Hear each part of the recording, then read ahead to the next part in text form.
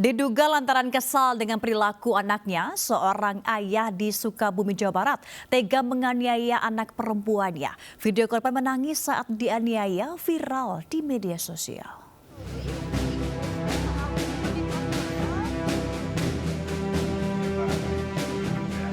Seorang perempuan menangis histeris usai menjadi korban kekerasan oleh ayah kandungnya di Kampung Sirnasari, Labuhan Ratu, Kabupaten Sukabumi, Jawa Barat.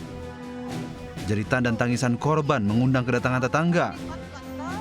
Warga yang berada di lokasi mencoba menenangkan korban. Unit PPA Satreskrim Polres Sukabumi langsung mendatangi rumah korban dan mengamankan pelaku. Pelaku yang berinisial WA itu selanjutnya dibawa ke Mapolres Sukabumi untuk menjalani pemeriksaan. Berdasarkan penyelidikan polisi, diduga pelaku kesal dengan perilaku anaknya. Tersangka melakukan penamparan terhadap korban sebanyak 1 kali di bagian pipi sebelah kiri. Kemudian ada yang merekam, ada yang merekam. Saat ini pelaku masih menjalani pemeriksaan intensif di unit PPA Satreskrim Polres Sukabumi. Dari Sukabumi, Jawa Barat, Budi Setiawan, iNews melaporkan. Dikira warga tengah menunggu penumpang, 2 maling beratribut ojek online gasak motor milik penghuni kos di Matraman, Jakarta Timur. Sementara di Kalideres, Jakarta Barat, pencuri menggasak motor milik pengusaha tahu dan tempe.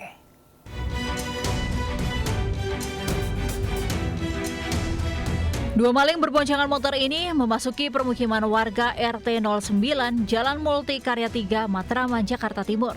Salah satu pelaku turun kemudian merusak rumah kunci sepeda motor milik penghuni kos yang terparkir di pinggir jalan. Aksi pencurian ini sempat dilihat warga, namun karena salah satu pelaku mengenakan atribut ojek online, warga mengira pengemudi ojek tengah menunggu penumpang. Kedua pelaku langsung tancap gas meninggalkan lokasi.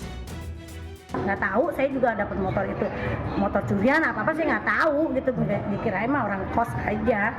Nah dia sempet jalan udah kabur, saya mah pas saya belok dia posisi udah dapat motor, keadaan terburu-buru. Sementara di Kalideres, Jakarta Barat, aksi pencurian sepeda motor sport milik perajin tahu tempe terekam CCTV. Salah satu pelaku turun melancarkan aksinya. Sementara satu pelaku lainnya beratribut jaket ojek online berjaga di luar rumah korban. Karena mesin motor korban tak bisa dinyalakan, keduanya tak kehabisan akal membawa sepeda motor tersebut dengan cara didorong menggunakan kaki. Dalam sebulan terakhir, sudah 3 kali sepeda motor warga hilang dicuri maling. Dari Jakarta, Rio Manik, Miftahul Gani, iNews melaporkan. Seorang pria di Sukabumi, Jawa Barat babak belur hingga nyaris tewas dihajar warga yang emosi karena diduga mencuri barang rongsokan. Pelaku ditangkap warga setelah mobil yang dikendarainya menabrak drum aspal.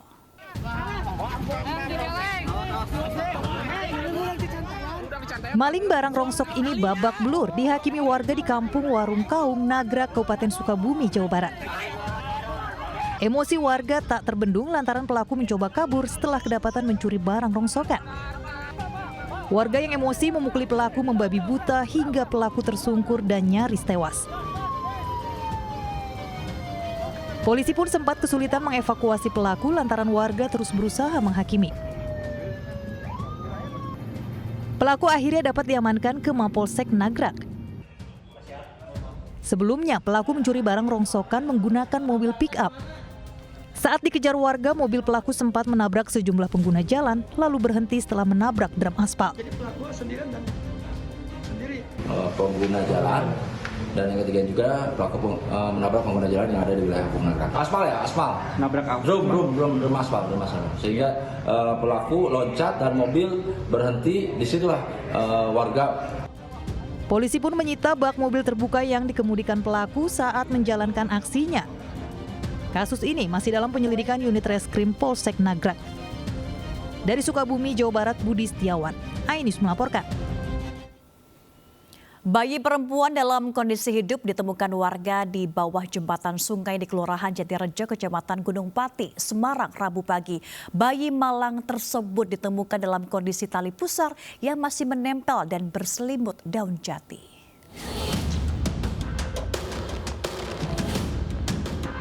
Warga Kampung Jatirejo, Kelurahan Jatirejo, Kecamatan Gunung Pati digegerkan dengan penemuan sesosok bayi perempuan di bawah jembatan sungai dekat makam Kyai Potro Wongso Sentono, Jatirejo, Rabu pagi.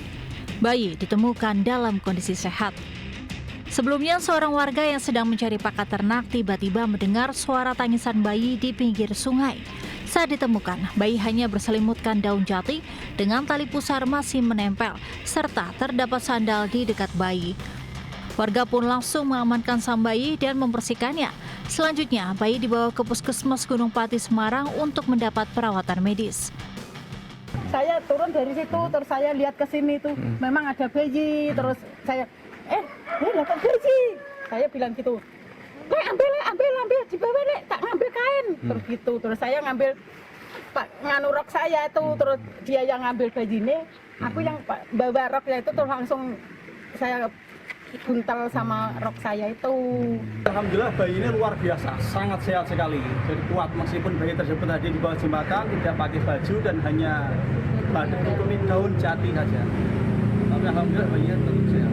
Saat ini bayi masih di belakang saya dan akan dibawa oleh dinas sosial, dibawa ke Rumah Sakit Bojonegoro, masih dalam pengawasan terkait dengan kesehatan. Terkait dengan adopsi nanti tergantung dari asesmen atau penilaian dari Pengadilan Semarang. Bayi malang berbobot 2,4 kg dan panjang 45 cm ini kemudian dirujuk ke Rumah Sakit Wongsonegoro, Semarang. Sementara kasus ini dalam penyelidikan Polsek Gunung Pati. Dari Semarang, Jawa Tengah, Kristadi, Ayus melaporkan. Aksi perundungan di lingkungan sekolah kembali terjadi. Kali ini seorang siswi kelas 5 sekolah dasar negeri di Pangkal Pinang menjadi korban perundungan 4 teman sekelasnya. Para bocah ini bahkan tega memukuli dan menendangi korban.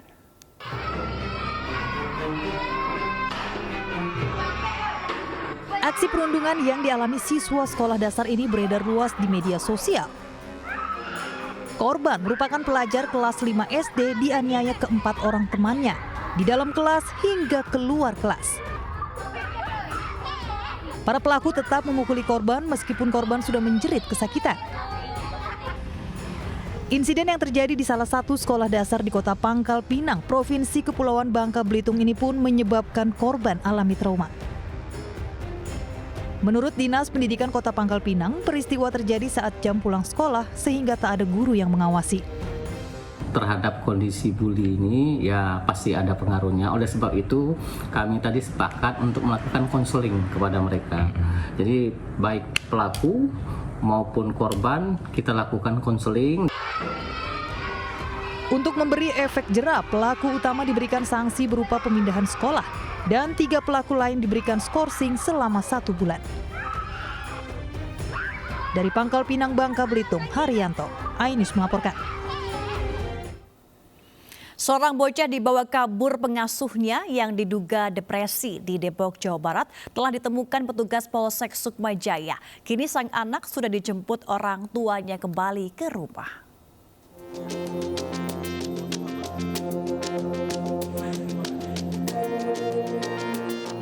Agus Sutrisno berbahagia. Sang buah hatinya yang sempat dibawa pergi pengasuhnya telah ditemukan polisi dalam keadaan baik.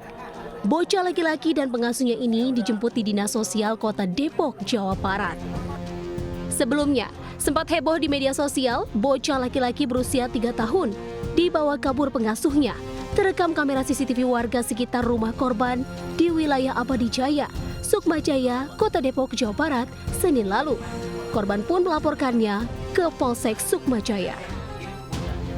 Dari keterangan ayah korban, pengasuhnya tersebut baru 2 pekan bekerja dan dalam masa pengobatan karena alami depresi. Petugas patroli menemukan korban dan pengasuhnya di pinggir jalan yang terlihat linglung, kemudian membawanya ke dinas sosial. Ya jalannya nggak bisa pulang. Ya nggak tahu pulang ya. Iya jalan. Jadi terakhir dia mau kemana sih tadi? Dia asal jalan aja sih. Ini sebenarnya pernah di TKW di Taiwan 3 tahun, kemudian pulang berhasil menikah punya anak. Setelah punya anak meninggal diceraikan sama suaminya. Kemudian dia berangkat lagi ke sana, terus kemudian tidak berhasil. Akhirnya mulailah depresi itu. Para orang tua diimbau untuk lebih waspada dalam mengawasi aktivitas sang buah hati, agar anak tak luput dari pantauan orang tua guna mencegah hal serupa terulang kembali. Dari Depok, Jawa Barat, Yuriski melaporkan. Bercanda akan membawa bom ke dalam kabin pesawat seorang penumpang pesawat Pelita Air jurusan Surabaya Cengkareng, Jakarta Rabu siang diamankan petugas keamanan Bandara Internasional Juanda, Surabaya, Jawa Timur. Akibatnya pesawat tersebut gagal terbang.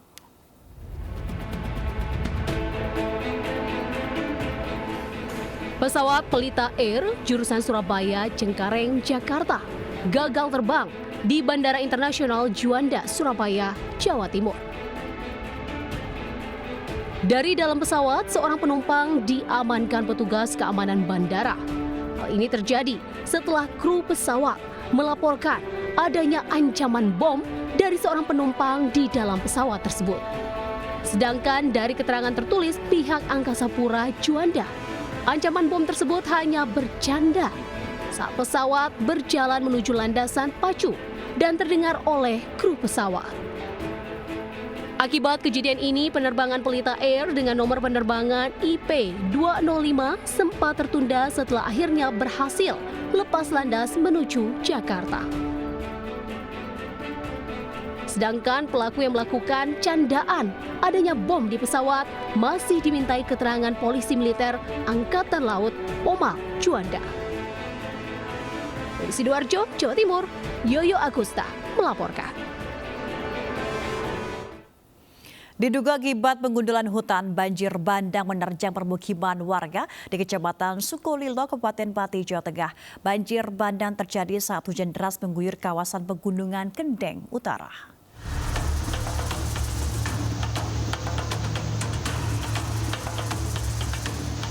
Air bercampur lumpur pekat dan sampah dari Pegunungan Kendeng menerjang permukiman warga di Kecamatan Sukolilo, Pati, Jawa Tengah. Banjir terjadi diduga akibat penggundulan hutan dan penambangan hingga air hujan tak terbendung. Derasnya air pun membuat warga cemas karena sungai yang berada di pinggir jalan tak mampu menampung debit air yang tinggi. Selain menutup jalur Pati Grobogan, banjir juga masuk permukiman hingga menyebabkan barang warga hanyut.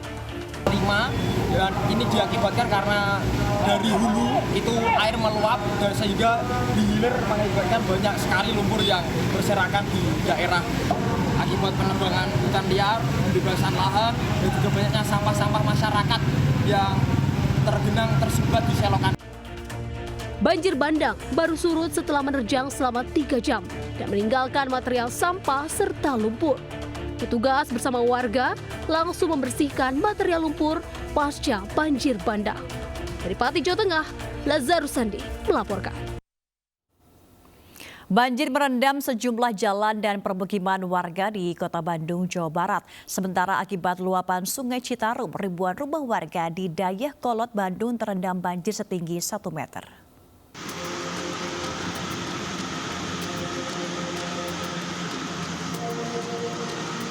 Akibat diguyur hujan deras selama 2 jam, banjir melanda sejumlah ruas jalan di Kota Bandung, Jawa Barat. Para pemotor terpaksa memutar balik, namun sebagian kendaraan tetap nekat menerobos banjir. Banjir juga merendam permukiman warga. Salah satunya di kawasan Pagarsi, Kota Bandung dengan ketinggian air mencapai 1 meter. Banjir mulai surut setelah warga menggunakan pompa air. Selain akibat hujan deras, banjir terjadi karena drainase yang buruk. Sementara ribuan rumah di Desa Dayakolot, Kecamatan Dayakolot, Kabupaten Bandung, Jawa Barat terendam banjir setinggi 1 meter. Akibat banjir, aktivitas warga pun terganggu. Warga terpaksa menerobos banjir dengan jalan kaki untuk keluar masuk perkampungan. Naik motor, cuman biasanya kan dari rumah, tapi karena karena banjir jadi motornya ditaruh di sebelah sana di depan. Jadi harus jalan dulu ya? Iya betul, harus jalan dulu, harus banjir-banjiran dulu. Menghambat juga berarti ya? Menghambat banget. Banjir terjadi akibat meluapnya Sungai Citarum setelah diguyur hujan dengan intensitas cukup tinggi. Warga berharap pemerintah setempat menambahkan jumlah polder air guna cegah banjir kembali terjadi. Dari Kabupaten Bandung, Jawa Barat, Erik Fahrizal, iNews melaporkan.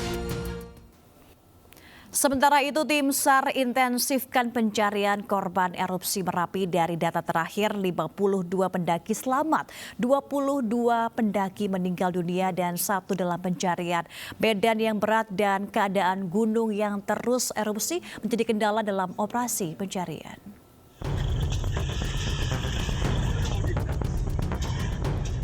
Operasi pencarian pendaki Gunung Merapi yang menjadi korban erupsi kembali dilanjutkan. Pencarian difokuskan di sekitar Cadas Merapi. Sedikitnya sudah 22 jenazah dibawa ke Rumah Sakit Ahmad Mohtar, Bukit Tinggi. Sedangkan 52 pendaki selamat dan 1 pendaki lain masih dalam pencarian. Medan yang berat dan keadaan gunung yang terus erupsi menjadi kendala dalam operasi pencarian. 2 hari di lokasi puncak, jarak pandang dari tim gabungan ini hanya 1 meter. Jadi itu membuat jangkauan atau penyisiran pencarian ini tidak maksimal. Hingga Rabu sore erupsi Merapi masih terus terjadi sehingga tim SAR harus berpacu dengan waktu dalam mencari korban. Dari Kabupaten Agam, Sumatera Barat, Agung Sulistyo, iNews melaporkan. Hari ketiga pencarian dan evakuasi korban erupsi Gunung Merapi di Sumatera Barat, tim SAR gabungan menemukan 2 lagi korban tewas di puncak gunung. Dengan teridentifikasinya 2 korban ini, jumlah korban tewas menjadi 22 orang.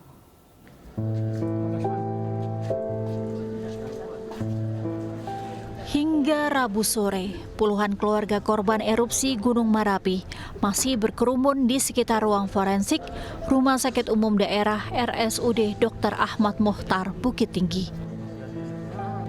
Para keluarga menunggu proses identifikasi jenazah dan informasi kemungkinan adanya keluarga mereka yang menjadi korban. Sementara hingga hari ketiga pencarian dan evakuasi, sebanyak 22 korban tewas terjebak erupsi Gunung Merapi telah berhasil diidentifikasi. Seluruh korban yang telah diidentifikasi langsung diserahkan pada keluarga untuk dimakamkan secara layak. Sampai saat ini jenazah yang sudah kita terima itu ada 22. Jadi tadi malam masuk lagi itu 17. Jadi hari pertama kita menerima 5, kemudian kemarin hari kedua kita menerima sebanyak 17. Rabu sore, seluruh korban telah dibawa keluarga korban pulang ke beberapa daerah berbeda, diantaranya ke Padang, Pariaman, Solok Selatan, Tanah Datar, hingga Pekanbaru, Provinsi Riau.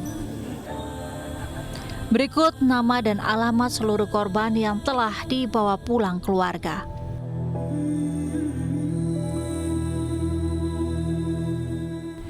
Dari Bukit Tinggi, Sumatera Barat, Wahyu Sikumbang, iNews melaporkan. Terlibat kasus dugaan suap dan gratifikasi, Edward Omar Syarif Hiaris alias Edi Hiaris akhirnya mengundurkan diri sebagai Wakil Menteri Hukum dan HAM. Surat pengunduran diri Edward telah diterima Kementerian Sekretariat Negara dan akan segera diserahkan ke Presiden Joko Widodo.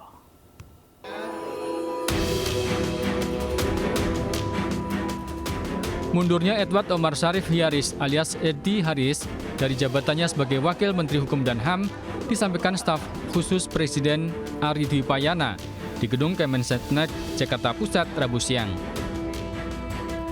Ari mengaku telah menerima surat pengunduran diri Edi Hiaris, di mana surat tersebut akan segera diserahkan kepada Presiden Jokowi untuk ditindaklanjuti.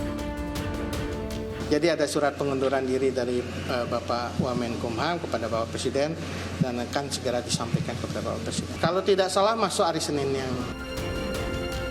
Seperti diketahui, KPK telah menetapkan Edi Hiaris sebagai tersangka atas kasus suap dan gratifikasi. Edi diduga menerima gratifikasi sebesar 7 miliar rupiah dari seorang pengusaha berinisial HH yang meminta konsultasi hukum. Dari Jakarta, Tim Liputan iNews melaporkan. Ketua Komisi Pemberantasan Korupsi KPK dan aktif Firly Bahuri menjalani pemeriksaan di Barreskrim Polri. Saat kedatangan maupun kepulangan, Firly Bahuri menghindar dari awak media.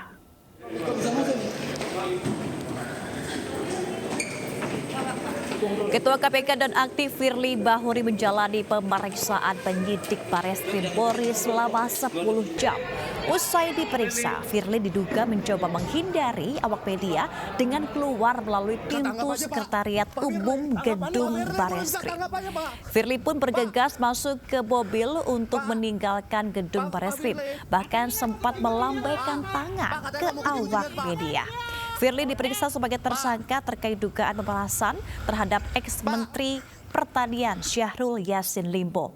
Penyidik telah memeriksa 91 orang saksi dan mengamankan barang bukti seperti uang 74 miliar rupiah dalam mata uang asing.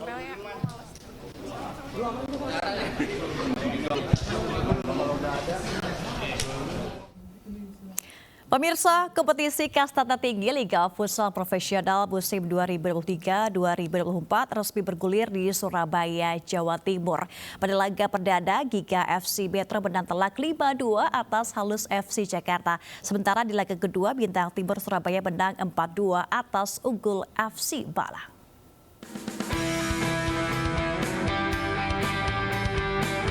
Digelar di Gor Unesa Surabaya, Jawa Timur, Giga FC bermain melawan Halus FC Jakarta di laga perdana. Bermain saling menyerang, Halus FC harus mengakhiri keunggulan Giga FC. Hingga babak kedua berakhir, skor 5-2 untuk kemenangan Giga FC tidak berubah. Sementara pada pertandingan kedua, Bintang Timur Surabaya bertemu dengan Unggul FC Malang. Laga ini dimenangi oleh Bintang Timur Surabaya dengan skor 4-2. Kita dari Bintang Timur Surabaya, mana 2 tahun yang menjadi juara nasional, tentu kita ingin mempertahankan supaya tahun ini juga kita bisa tetap menjadi juara nasional. Pertandingan di Surabaya ini menemukan derby Jawa Timur juga. Itu pertandingannya sangat seru, keras, tapi tanpa provokasi, tapi tetap fight. Ya, sportivitas itu harus dijaga. Persaingan pada musim ini diprediksi berlangsung ketat. 12 klub yang berpartisipasi mendatangkan pemain-pemain berkualitas. Dari Surabaya, Jawa Timur, Hari Tambayong, iNews melaporkan. Pemirsa, makan nasi babat mungkin sudah biasa, tapi bagaimana jika wadah nasi babat menggunakan daun jati? Aroma daun jati yang khas akan membuat rasa nasi babat menjadi lebih nikmat.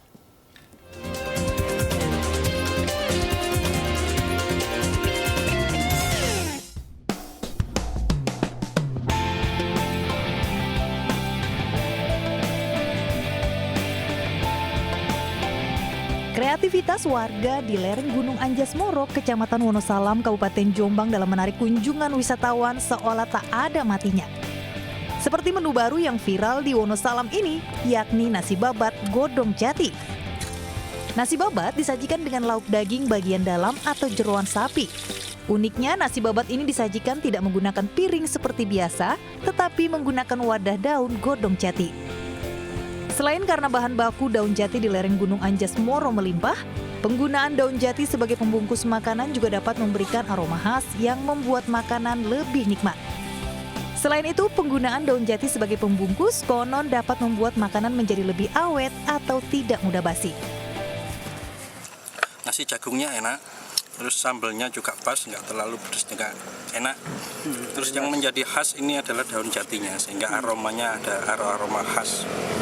Selain itu juga petenya yang menjadi khas Wonosalam ini, yang menjadi ciri khas tersendiri, menjadi perpaduan yang sensasinya yang pertama wangi, bau daun jati. Yang kedua, kalau misalkan mau di take away kemana-mana, kalau misalkan keluar kota, itu nggak gampang basi. Dalam penyajiannya tak hanya nasi putih, tapi juga nasi jagung yang menjadi favorit sebagian besar pengunjung. Harga per porsi nasi babat godong jati ini hanya Rp15.000, yang setiap hari bisa laku hingga 100 porsi. Dan pada hari libur bisa mencapai 250 porsi per hari. Dari Jombang, Jawa Timur, Muhtar Bagus, iNews melaporkan. Partai Perindo menggelar bazar beras murah dan pengobatan gratis di Kompleks Banjarwijaya, Lapangan Tembak, Kota Tangerang, Banten. Kegiatan ini sebagai bentuk kepedulian terhadap masyarakat dan kesejahteraan rakyat kecil.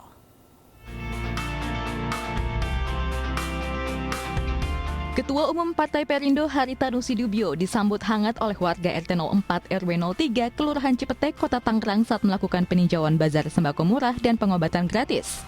Dalam kunjungannya, Haritanu turut berbincang dengan sejumlah warga serta memastikan program yang pro-rakyat ini berjalan dengan baik. Sebagai partai yang peduli terhadap rakyat kecil, Partai Perindo menempatkan aspek kesehatan menjadi hal penting dalam menciptakan kesejahteraan rakyat. Alhamdulillah senang, terbantu juga dengan adanya bazar ini, bazar murah, pengobatan gratis, ada lapangan pekerjaan, ya biar sukses lah pokoknya lah, biar lebih maju lagi. Sangat antusias, semoga kedepannya Perindo lebih maju lagi, lebih peduli dengan rakyat lagi. Partai Perindo akan melaksanakan bazar sembako murah secara masif untuk masyarakat yang membutuhkan. Haritanu memastikan semua kader Partai Perindo akan turun ke lapangan untuk memberikan yang terbaik bagi masyarakat. Jadi kita sudah putuskan akan bergerak di banyak titik. Ada berapa ratus lah, 300-400 titik. Mungkin bazar ini bisa 500 titik. Kemudian kalau kesehatan gratis ini mungkin bisa lebih besar lagi. Ya, timnya sudah disiapkan semua. Dalam kesempatan yang sama, Haritanu turut mengunjungi posko pemenangan Haritanu Sudibyo dan Paslon Ganjar Mahfud untuk menyerukan pembangunan bangsa yang digagas Paslon nomor urut 3. Dari Tangerang, Banten, Esra Amerita, Fakih Satrio, iNews melaporkan. Petugas rescue damkar mengevakuasi anggota polisi yang mengalami serangan jantung dari lantai 2 rumah kawasan Tamburai, Jakarta Barat.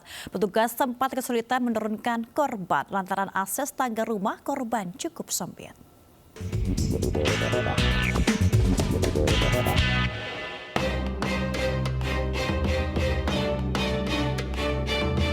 Seorang pria Muhammad Afiansyah, 31 tahun, terbaring tak berdaya di atas kasur saat tim damkar mencoba mengevakuasi anggota polisi ini. Adiansyah mengalami serangan jantung di lantai 2 rumahnya, Jalan Duri Selatan, Tambora, Jakarta Barat. Sebelumnya, keluarga korban sempat memanggil ambulans untuk membawa korban ke fasilitas kesehatan. Namun, tenaga medis mengalami kesulitan lantaran akses keluar sempit dan bobot korban yang cukup berat. Keluarga pun meminta petugas damkar untuk membantu evakuasi korban. Dengan menggunakan alat seadanya milik petugas damkar, proses evakuasi korban berlangsung dramatis lantaran petugas berhati-hati melakukan evakuasi korban dari lantai 2 rumahnya ke lantai dasar. Setelah 30 menit, proses evakuasi berhasil dengan melibatkan 6 petugas. Mengevakuasi dari lantai 2 ke dasar itu ke unit ambulan mengalami kesulitan karena memang pasien sudah sadar tapi tidak bergerak karena dengan berat tubuh yang lumayan berat, yaitu kurang lebih 80 kiloan. Usai berhasil dievakuasi dari lantai 2 rumahnya, korban langsung dilarikan ke Rumah Sakit Pelni untuk menjalani perawatan medis. Dari Jakarta, Miftahul Ghani, iNews. Kembali di Pemirsa, tingginya curah hujan mengakibatkan sejumlah bencana di tanah air. Di Banjarnegara, Jawa Tengah, 4 rumah hancur akibat tanah gerak dan puluhan warga saat ini mengungsi ke tempat yang aman.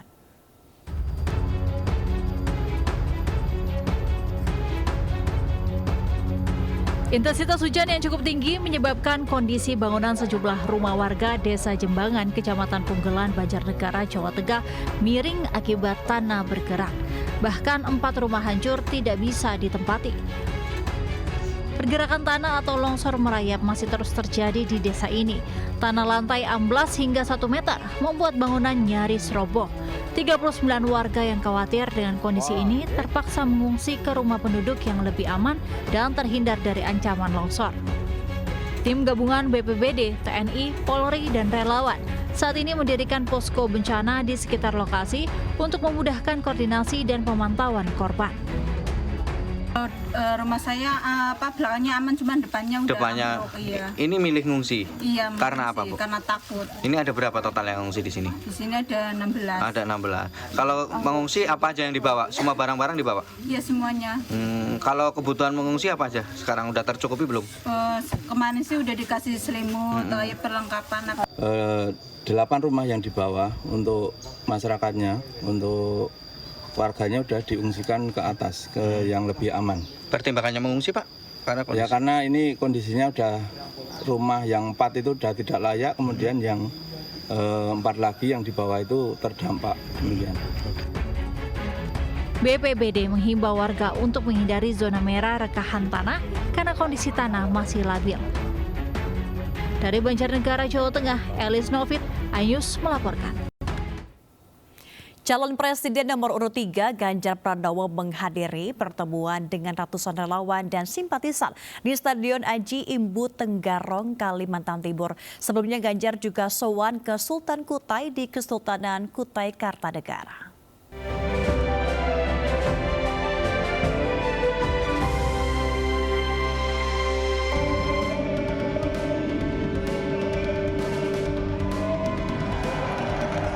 Calon Presiden nomor urut 3 dari Partai Perindo, Ganjar Pranowo, bertemu dengan para relawan dan simpatisan Stadion Aji Imbut, Tenggarong, Kalimantan Timur, Rabu siang. Selain bersilaturahmi dengan para relawan, dalam pertemuan tersebut Ganjar juga menampung aspirasi para relawan maupun simpatisan. Dalam kesempatan itu, Ganjar juga meminta para tim pemenangan daerah untuk menggait pemilih supaya menjatuhkan pilihan ke pasangan Ganjar Mahfud. Saya minta untuk menghitung, tadi sudah berbisik-bisik ke saya bagaimana kita bisa optimal dan teman-teman seluruhnya yang punya resources akan melakukan itu. Mudah-mudahan targetnya optimal. Sebelumnya pada Rabu pagi, Ganjar Pranowo sowan ke Kedaton Kutai Kartanegara, Kalimantan Timur. Sebagai tamu kehormatan, Ganjar Pranowo disambut dengan tari-tarian adat Kutai Kartanegara. Dalam kunjungan silaturahmi ini, Ganjar Pranowo disambut Sultan Kutai Kartanegara, Sultan Haji Muhammad Arifin, hingga Bupati Kutai Kartanegara Edi Damansyah. Dari Kutai Kartanegara dan Tenggarong, Kalimantan Timur, Faisal Rinaldi, Dede Rudi, iNews melaporkan. Putra Capres Ganjar Pranowo Alam Ganjar mengajak anak muda untuk meramaikan Museum Lapawawoi, Bone, Sulawesi Selatan sebagai tempat mengenang sejarah. Selain ke museum, Alam pun berkunjung ke Taman Arung Palaka.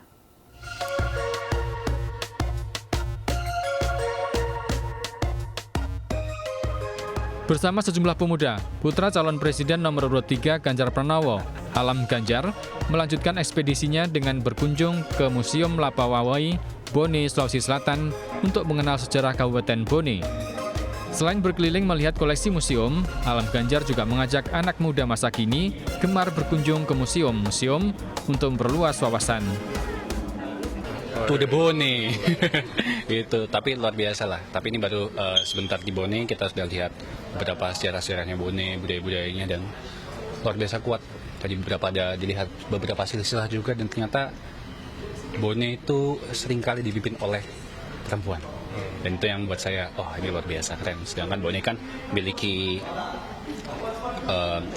budaya Islam yang cukup kuat, tapi dengan adanya pemimpin perempuan yang berkali-kali itu menunjukkan bahwa toleransi terkait gender di Bone itu sudah tertanam dari sejak dulu, dan itu yang saya sangat salut.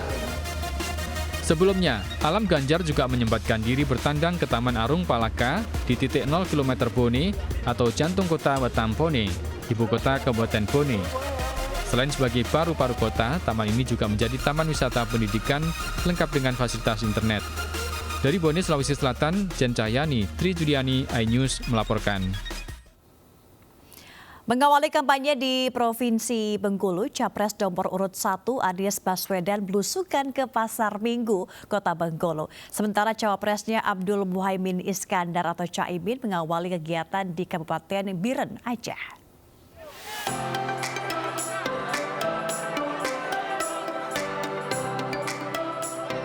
Calon Presiden nomor urut 1 Anies Baswedan tiba di Pasar Minggu, Kota Bengkulu, Rabu pagi dalam agenda kampanye pertamanya di Provinsi Bengkulu. Selain berinteraksi dengan sejumlah pedagang yang ditemui, Anies Baswedan juga mendengarkan langsung keluhan para pedagang terkait beberapa kenaikan harga bahan pokok belakangan ini, seperti cabai keriting hingga beras yang melonjak signifikan. Anies mengkampanyekan salah satu program kerjanya untuk kesejahteraan pedagang pasar, yakni program Pasar Amin, yang merupakan singkatan dari Alhamdulillah Laris, modalnya gampang, irit biayanya, dan nyaman tokonya. Melalui program ini, Anies menjanjikan akses permodalan bagi pedagang kecil. Kami ingin nantinya, nih Pasar Amin. Amin itu apa? Insya Allah Alhamdulillah Laris. gratis. Modalnya gampang. I-nya apa? Irit biayanya. Nyaman tokonya. Nah, insya Allah nanti ini yang jadi program kita semua. Ya. Sementara itu, calon wakil presiden nomor urut 1 Abdul Muhaimin Iskandar atau Caimin mengawali kegiatan di Kabupaten Biren Aceh dengan bertemu dengan mahasiswa Universitas Al-Muslim Pesangan Siblah Kluang. Dalam pertemuan itu, mahasiswa meminta kepada Muhaimin untuk menghapus narkoba dan judi online. Dari Bengkulu dan Kabupaten Biren, Endro dan Musriyadi, iNews melaporkan. Calon Wakil Presiden nomor urut 2 Gibran Rakabuming Raka menghadiri deklarasi perempuan muda Nahdliyin perdana mendukung Prabowo Gibran. Dalam kesempatan tersebut, Prabowo Subianto dan Gibran Rakabuming Raka diminta memprioritaskan program penanganan pemberdayaan perempuan dan perlindungan anak.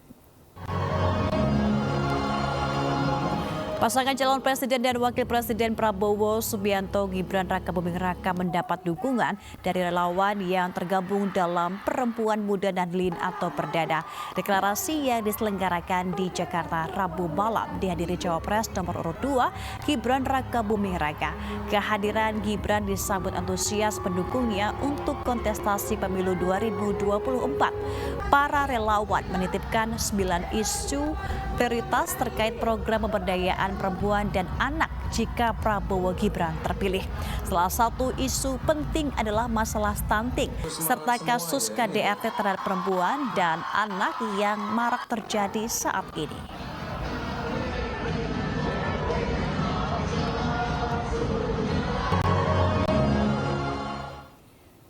Komisi Pemilihan Umum KPU memastikan tetap akan ada debat khusus calon wakil presiden Cawapres peserta Pilpres 2024. Hal ini ditetapkan berdasarkan hasil rapat koordinasi KPU dengan ketiga perwakilan pasangan Capres-Cawapres Rabu siang. Hasil rapat koordinasi KPU dengan ketiga perwakilan pasangan Capres-Cawapres di kantor KPU Rabu siang memutuskan debat khusus calon wakil presiden Pilpres 2024 tetap dilaksanakan. Ketua KPU Hashim Asyari mengatakan dalam Pilpres 2024 terdapat 5 kali debat. Debat pertama khusus calon presiden, debat kedua khusus calon wakil presiden, debat ketiga khusus Capres, debat keempat khusus Cawapres, dan debat kelima khusus Capres. Ini atau sendiri-sendiri, Pak? Intinya hadir, ya, pasangan calon hadir. Kemudian soal nanti tampilnya didampingi atau tidak, nanti kita bicarakan bagaimana. Tetapi ini yang bicara boleh dikatakan sepenuhnya. Kalau dibaca Capres ya sepenuhnya Capres. Kalau Cawapres ya sepenuhnya Cawapres. Ketua Umum DPP Partai Perindo Haritanu Sudibyo berkesempatan nongkrong bersama masyarakat di alun-alun Kota Bekasi, Jawa Barat.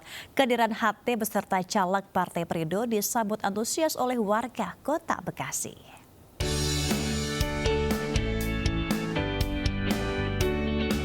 Ketua Umum Partai Perindo Haritanu Sudibyo ditemani caleg DPR RI Dapil Jawa Barat 6 Vicky Prasetyo menikmati suasana malam di alun-alun Kota Bekasi.